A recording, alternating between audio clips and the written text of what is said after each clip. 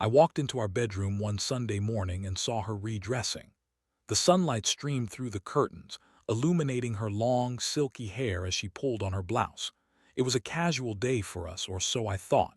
I had just come back from running a few errands, fully expecting to find Lisa still in bed, perhaps still in her pajamas, maybe with a cup of coffee waiting for me. Instead, I found her in this intimate scene that felt wrong from the start. "Hey, babe.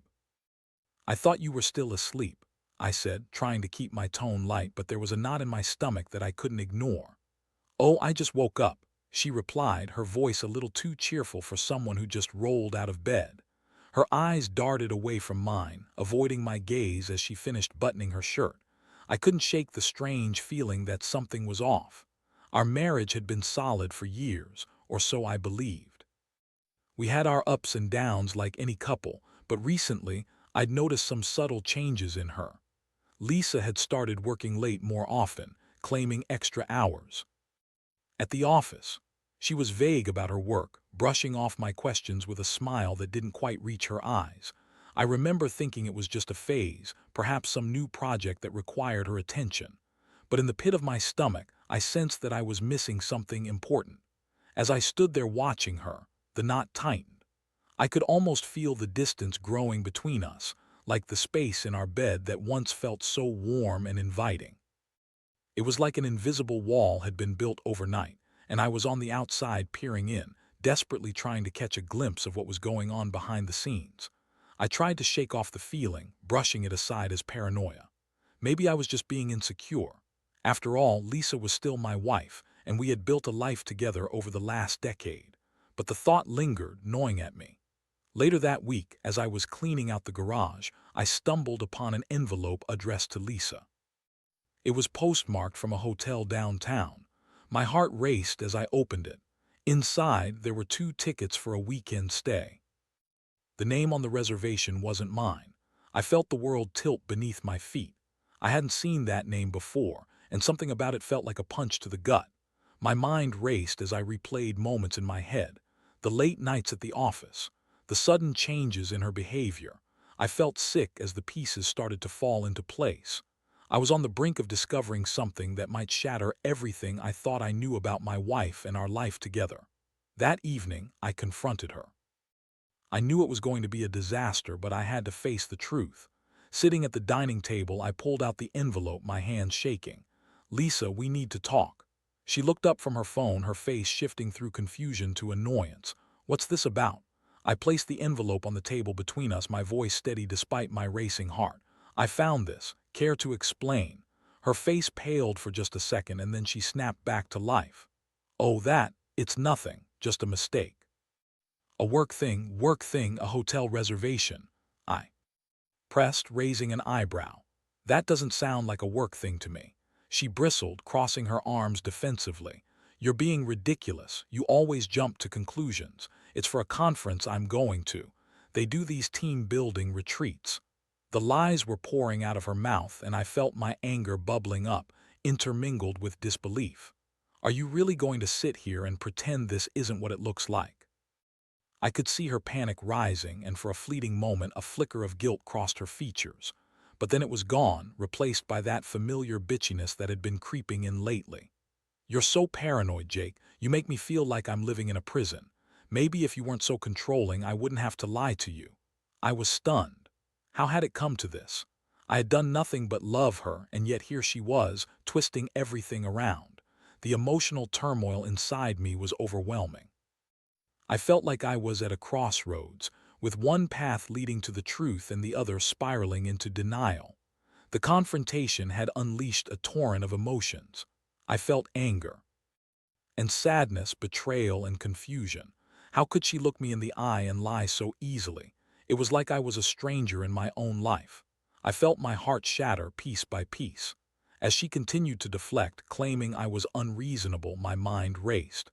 Who was this person sitting across from me? This wasn't the woman I married. I knew then that I had to decide how to move forward.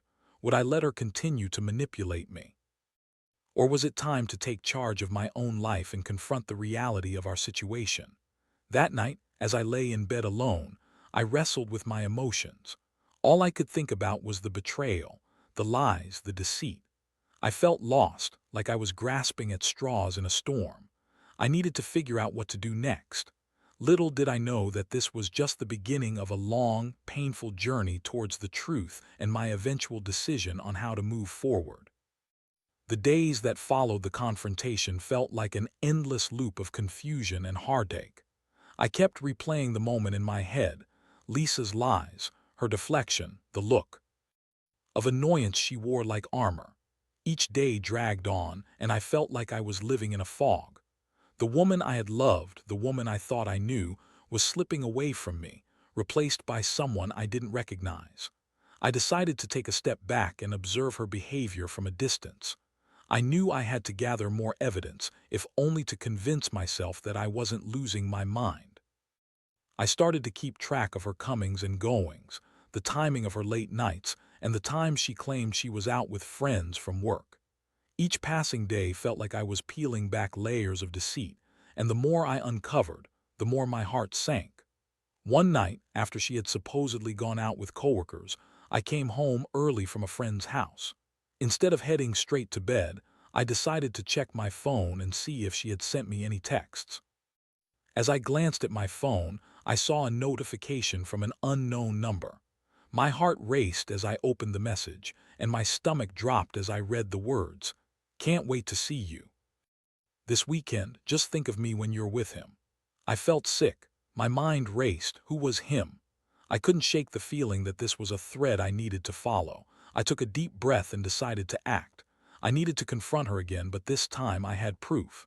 That weekend, I planned a casual dinner at home, hoping to keep the atmosphere light while I gathered my thoughts. I cooked her favorite meal, trying to ignore the storm brewing inside me. When she walked through the door, her smile was bright, but I noticed the slightest twitch in her eyes. Was she nervous? "Hey babe, what's the occasion?" she asked, her tone too upbeat.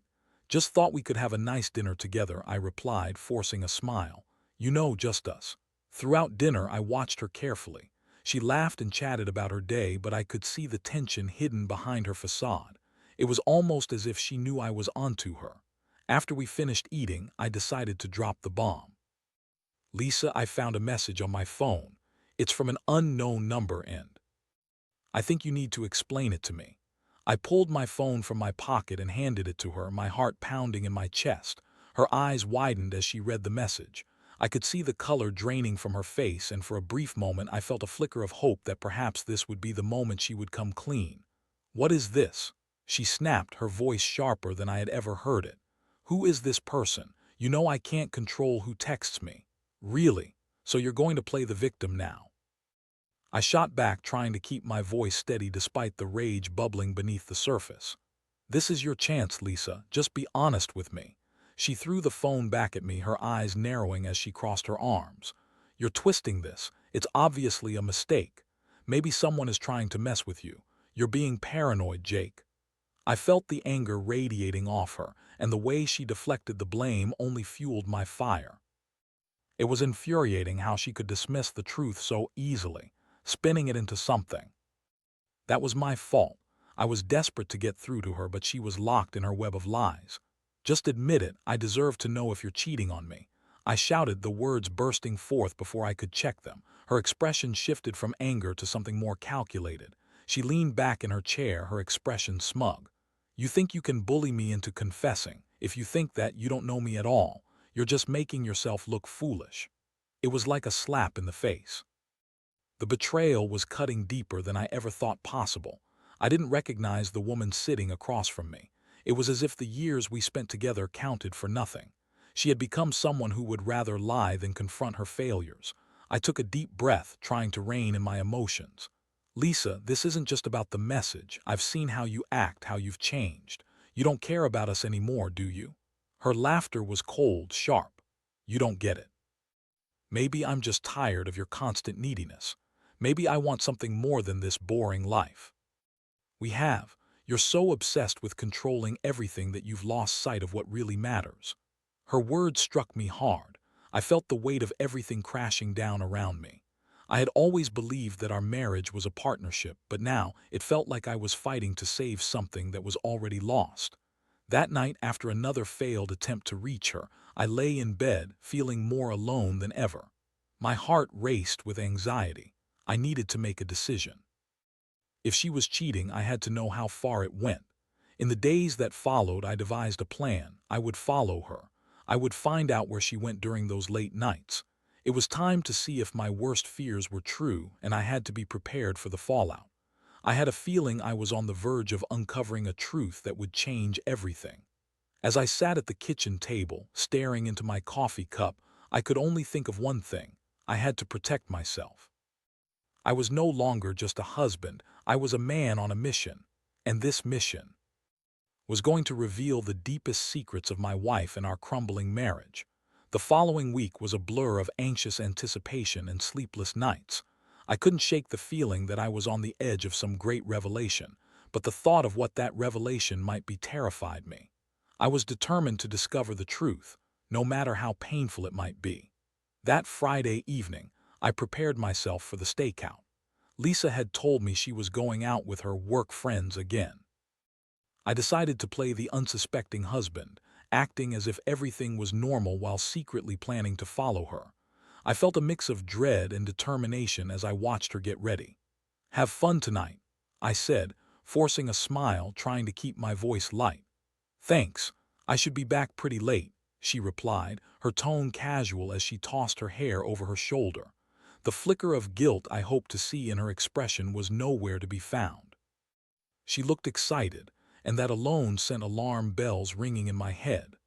After she left, I waited a good hour to give her time to get wherever she was going, then I slipped into my car. My heart pounded as I turned the key in the ignition, the engine humming to life beneath me. I felt like a detective on the verge of cracking a case. The streets were quiet, and the night was dark, a perfect cover for what I was about to do. I followed her car, keeping a safe distance as we wound through the streets of our neighborhood. Her driving was erratic, and I could see her glancing in the rearview mirror occasionally. I wondered if she suspected I was following her. My heart raced, a mix of adrenaline and fear coursing through my veins. After about 20 minutes, she pulled into a well-lit parking lot of a bar I recognized. The neon signs flickered like ominous warning lights. I parked a safe distance away and watched as she stepped out of the car, straightened her blouse and adjusted her hair, looking confident and alive. I couldn't believe it. This was the same woman who had claimed to want to spend time with me, who had fed me excuse after excuse. I felt sick. I switched off my headlights and leaned forward to get a better look. The bar was buzzing with laughter and music, but I could see her through the windows as she entered. It was dimly lit inside, but I could make out her animated gestures as she spoke to a group of friends I had never met. I watched as they laughed and clinked their glasses. The sight made my stomach churn. After about 30 minutes, I saw her pull her phone out, glancing at it with a smile that made my skin crawl. My gut tightened as I prepared myself for whatever came next. Then from the corner of the bar, a man approached. He was tall and well-built, and as he leaned in close to Lisa, I felt a surge of anger and jealousy. They were too close. I could see the flirtation in their body language, the way she laughed at his jokes and lightly touched his arm. That was it. I couldn't just sit there and watch anymore. My heart raced as I pushed the door open and strode into the bar. The atmosphere was thick with noise and laughter, but I could feel the tension in my chest as I searched for Lisa. When I spotted her again, she was leaning in close to the man, her laughter ringing out like music. In that moment, I was overwhelmed with a mix of emotions: betrayal, anger, confusion. I knew I had to confront her, but a part of me hesitated. What if I was wrong? What if this was all just a misunderstanding?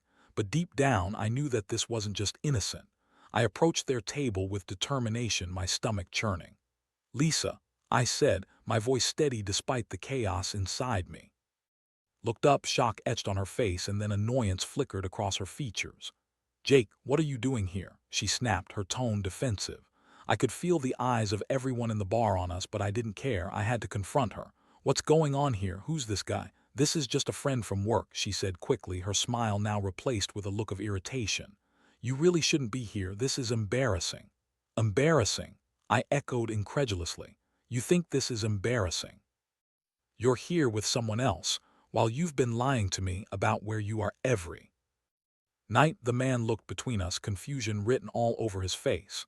Maybe I should." "No," Lisa interrupted, standing up abruptly.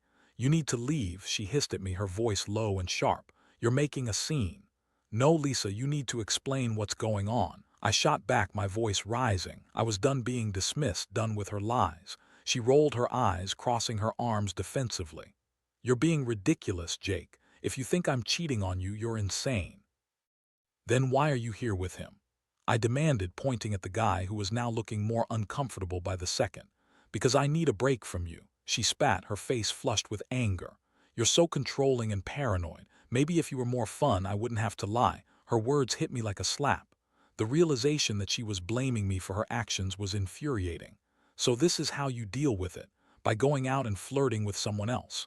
She glared at me, her expression cold. "You have no idea what I'm going through. It's exhausting being married to you." For a moment the bar felt like it was spinning, and I couldn't believe what I was hearing. The woman I had loved, the woman I had trusted, was standing before me in a haze of anger and denial, and my heart felt as though it were shattering all over again. I took a step back, the reality of the situation sinking in. This wasn't just a misunderstanding, this was betrayal in its rawest form. I felt the weight of her words, the accusations hanging in the air between us like a storm cloud. I knew I had to make a choice. As I looked at her, fury bubbling beneath the surface, I realized that this was no longer about saving our marriage. It was about saving myself. I felt broken, but I also felt a spark of clarity. I wasn't going to let her drag me down any longer. With one last glance at the man she had chosen over me, I turned and walked away.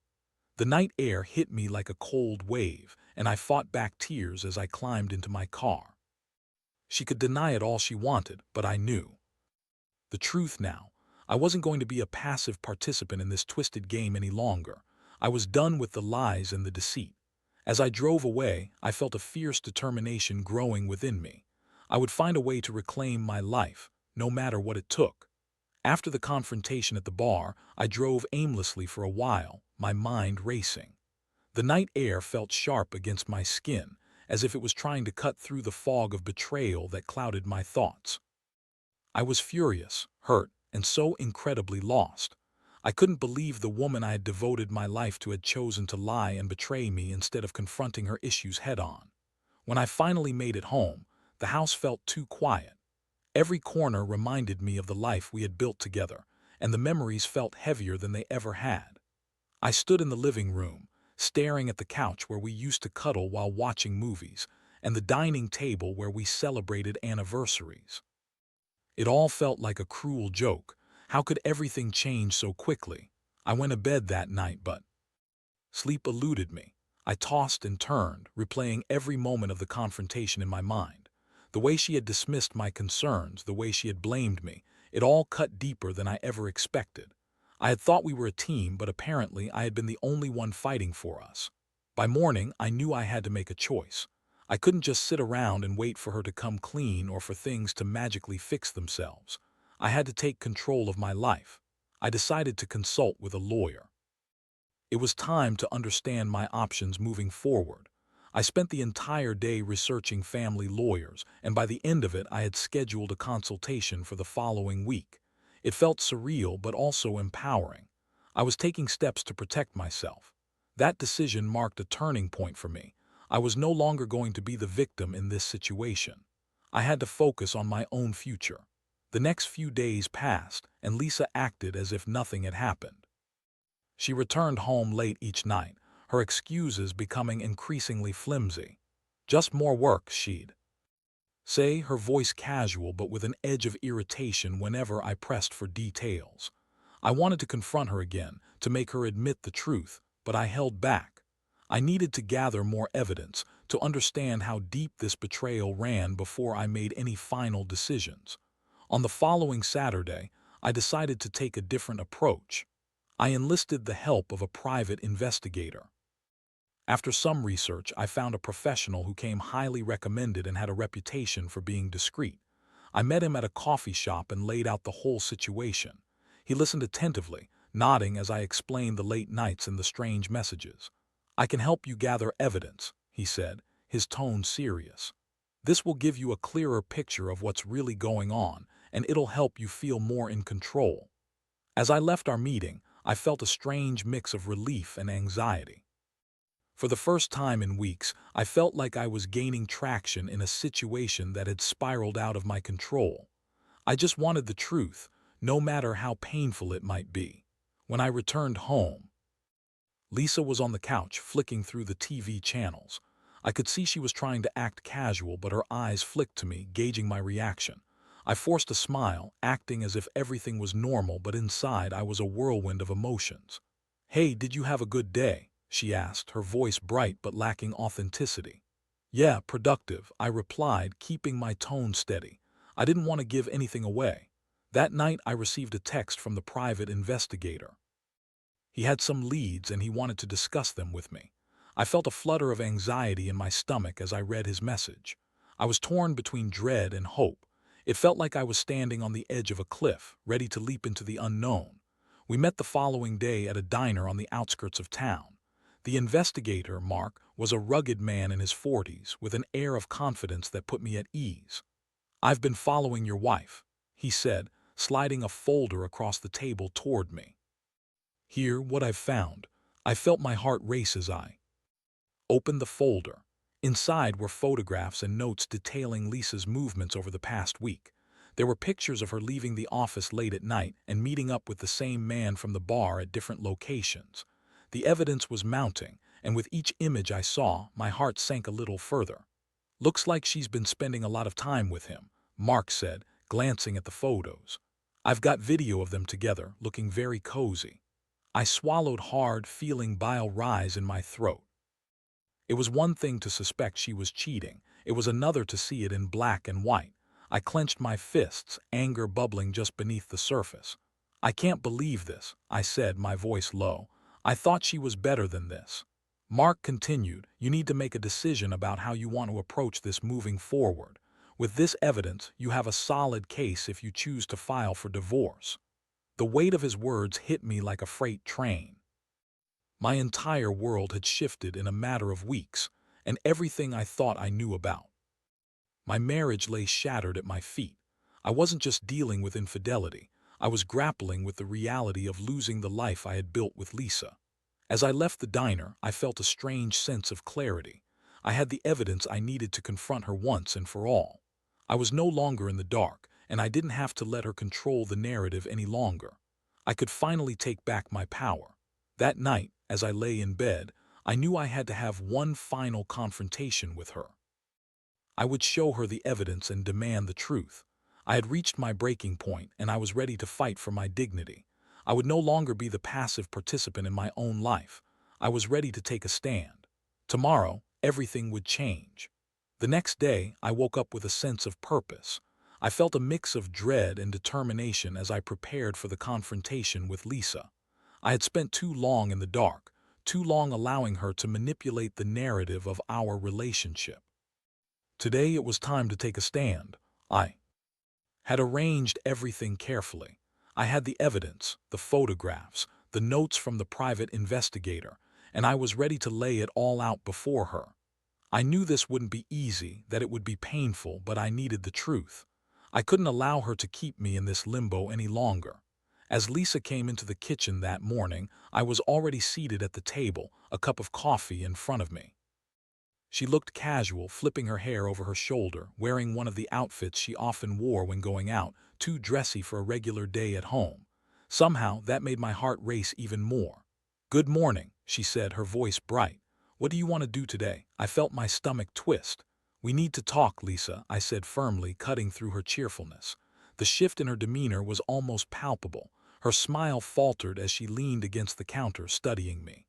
"About what?" she asked, her tone suddenly wary. "About us," I replied, my heart hammering in my chest. "About your lies." She rolled her eyes, trying to dismiss me. "Jake, come on, is this really necessary? We talked about this. I told you it was just a work thing. Why are you still stuck on this?" "No, Lisa, that's not going to work anymore," I shot back, keeping my voice steady despite the whirlwind of emotions inside me. "I've got proof." At that, her eyes widened just a fraction, and I could see the gears turning in her head. Proof. What are you talking about? Without waiting for her to respond, I pulled out the folder from my bag and slammed it on the table between us. This is what I'm talking about. I opened it up and began to lay out the photographs one by one, watching as her expression shifted from disbelief to fear. You've been lying to me, and I deserve to know the truth. Who is this guy? She looked down at the pictures, her face paling. Jake, those are misleading. You don't understand. Her voice was rising in pitch, panic creeping in. I felt a surge of anger boil over. Misleading. She's practically wrapped around him. I pointed at one of the photos where Lisa was laughing, leaning against the man, her hand resting on his shoulder in a way that felt intimate. What do you call that? Maybe we were just talking, she exclaimed, her defenses rising. You're blowing this way out of proportion. Blowing it out of proportion. I echoed incredulously. You're spending time with another man while lying to me about it. It's not just talking. Her facade began to crack, and I could see the anger and shame battling for dominance on her face.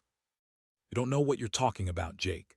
You're acting like I'm some kind of monster. You have no idea how hard this has been for me. I took a deep breath, trying to keep my composure. Then tell me, what's going on? Why have you turned to someone else? Why are you pushing me away? For a moment her bravado faltered, and I saw a flicker of vulnerability. It's just, I felt neglected. You're always so focused on work, on trying to control everything. I felt lonely for so long. I shook my head, feeling my heart shatter at her words. So instead of discussing it with me, you chose to cheat, you chose to lie. Yes, maybe I made mistakes, but you make it impossible to talk to you. You're so wrapped up in your own world, she cried, her voice rising. I would have listened, Lisa. I would have done anything to make things better, I shouted back. But you didn't give me that chance.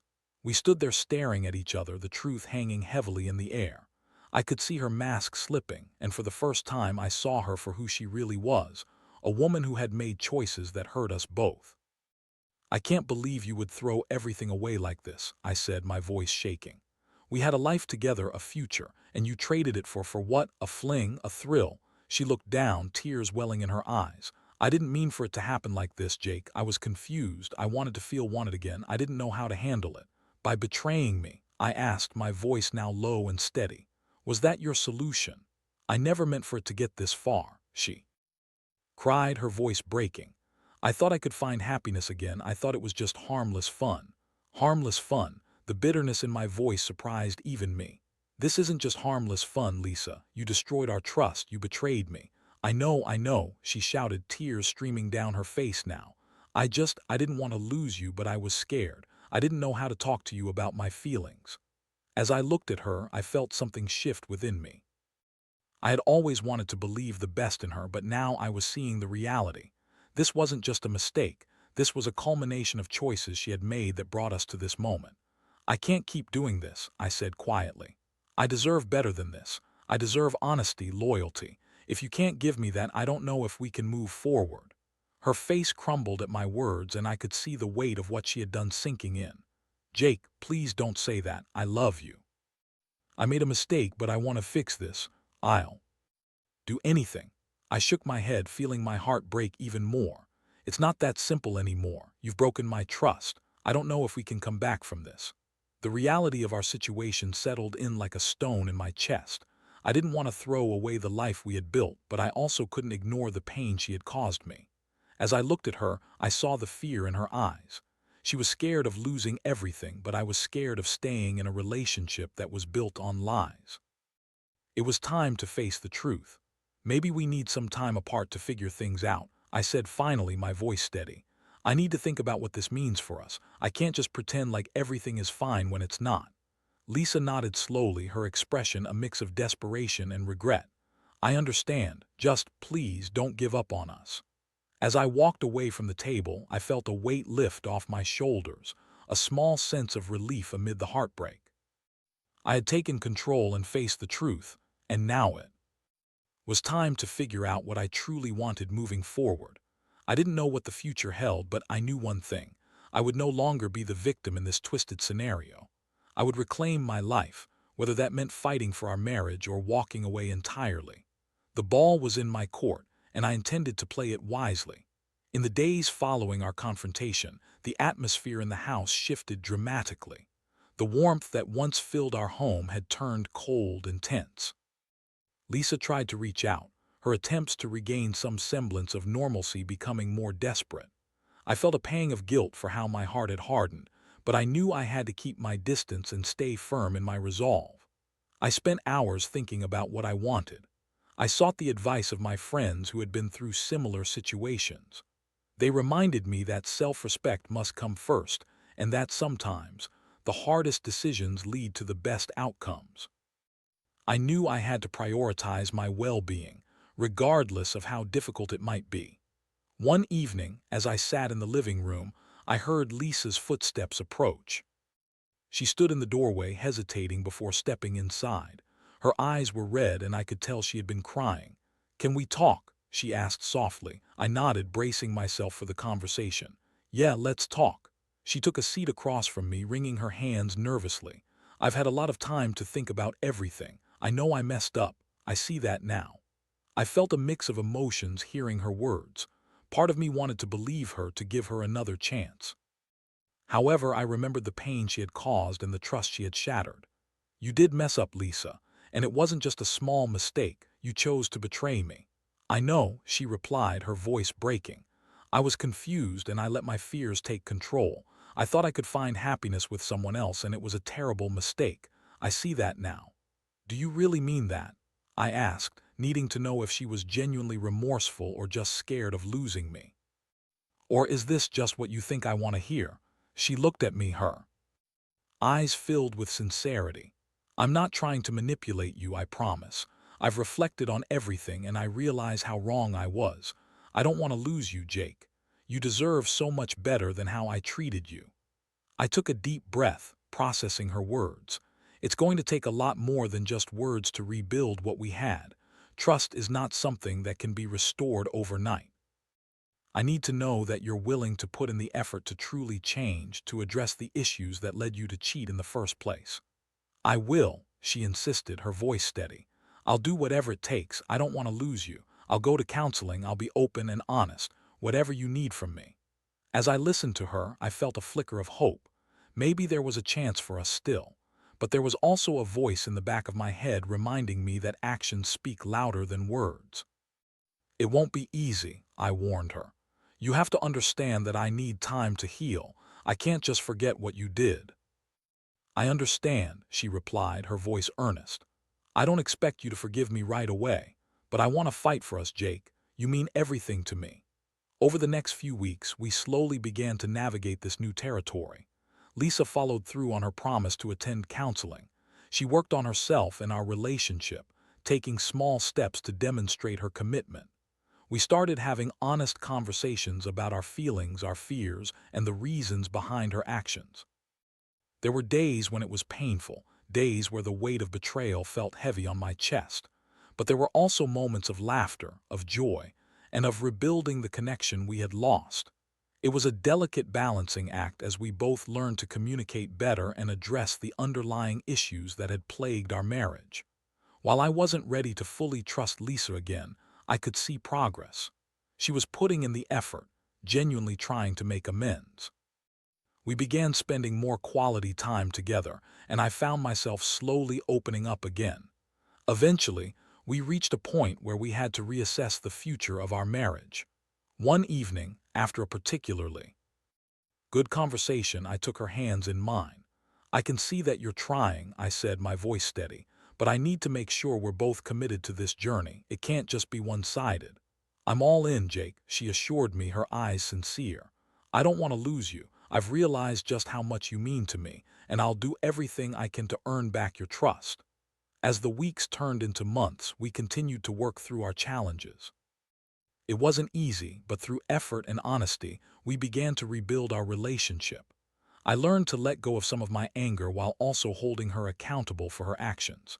It was a process, and I knew we were far from perfect, but I was starting to believe that maybe, just maybe, we could find our way back to each other. In the end, this experience taught me valuable lessons about love, trust, and the importance of communication. I realized that even in the darkest moments, there's always a chance for redemption. And while our journey wasn't over, I felt hopeful for the future. As I reflected on everything we had been through, I understood that relationships require work, understanding, and above all, honesty. We were still navigating the aftermath of betrayal, but now we were doing it together, finding a way to rise from the ashes of our past and forge a new path forward.